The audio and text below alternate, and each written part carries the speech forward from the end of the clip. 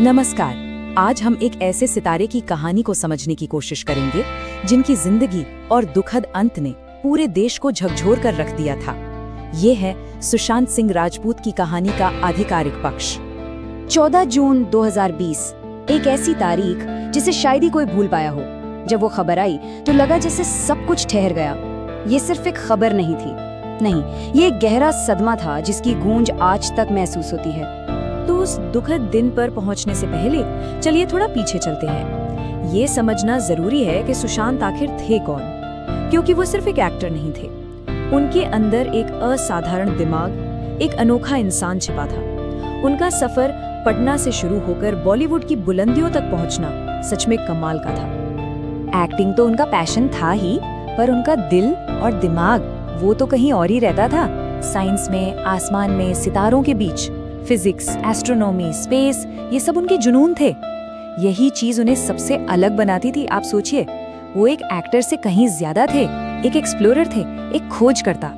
और फिर उनका एक्टिंग करियर टीवी से लेकर अचानक बड़े पर्दे पर ऐसी छाप छोड़ना, उन्होंने हर रोल को जैसे जी लिया था।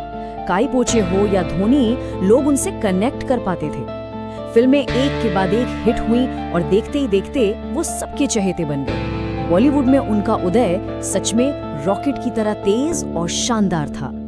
तो चलिए अब आते हैं उस दिन पर, वो दिन जिसने सब कुछ बदल दिया। 14 जून 2020। आखिर उस दिन हुआ क्या था? जो ऑफिशियल टाइमलाइन है, जो जानकारी सामने आई, उस पर एक नजर डालते हैं। बताया जाता है कि सुबह सामान्य ही थी, लेकिन जब 9:30 बजे तक सुशांत अपने कमरे से बाहर नहीं आए तो घर में थोड़ी बेचैनी शुरू हुई। दरवाजा अंदर से बंद था और फिर दोपहर 1 बजे के आसपास जब दरवाजा जबरदस्ती खोला गया तो जो मंजर सामने था उसने सबको हिलाकर रख दिया। और फिर जैसे ही ये खबर बाहर आई, आप सोच कर देखिए, पूरे देश में जैसे एक अविश्वास की लहर दौड़ गई। हर सोशल मीडिया प्लेटफॉर्म, हर न्यूज चैनल पर बस एक ही नाम था, एक ही सवाल था, ऐसा कैसे हो सकता है? शुरू में तो सदमा था, दुख था, लेकिन धीरे धीरे उस दुख के साथ साथ लोगों के मन में सवाल उठने लगे। और ये दुख ये जल्दी ही एक बहुत बड़ी मांग में बदल गया। लोग चाहते थे एक निष्पक्ष, एक ऐसी जांच जो हर सवाल का जवाब दे। ये कोई आम प्रतिक्रिया नहीं थी, ये एक असाधारण भावनात्मक प्रतिक्रिया थी।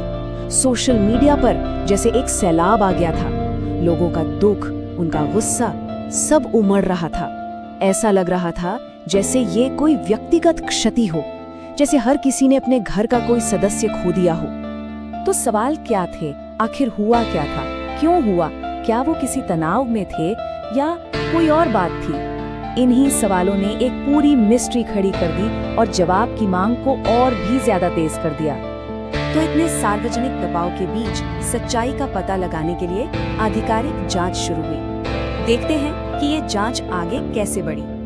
तो सबसे पहले केस की जांच शुरू की मुंबई पुलिस ने। उन्होंने अपनी शुरुआती पूछताछ की, लेकिन जैसा कि जाहिर है जनता की मांग बहुत ज्यादा थी, इसलिए केस को देश की शीर्ष जांच एजेंसी यानी सीबीआई को सौंप दिया गया। और सीबीआई ने फिर हर पहलू से इसकी गहरी जांच शुरू की।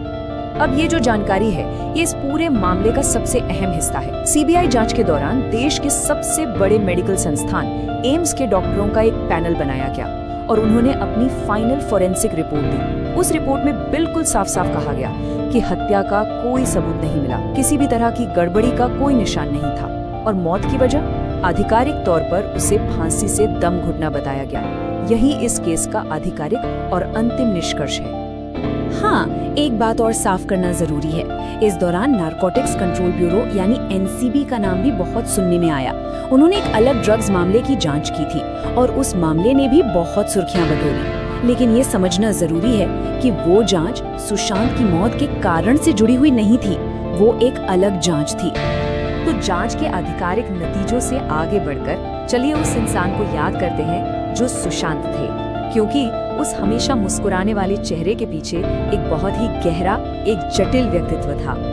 जो लोग उनके करीब थे वो बताते हैं कि सुशांत एक बहुत ही विचारशील, हमेशा कुछ सोचते रहने वाले इंसान थे। बहुत जिज्ञासु थे, हर चीज के बारे में जानना चाहते थे। पर हाँ, कभी कभी अकेलेपन से भी जूझते थे।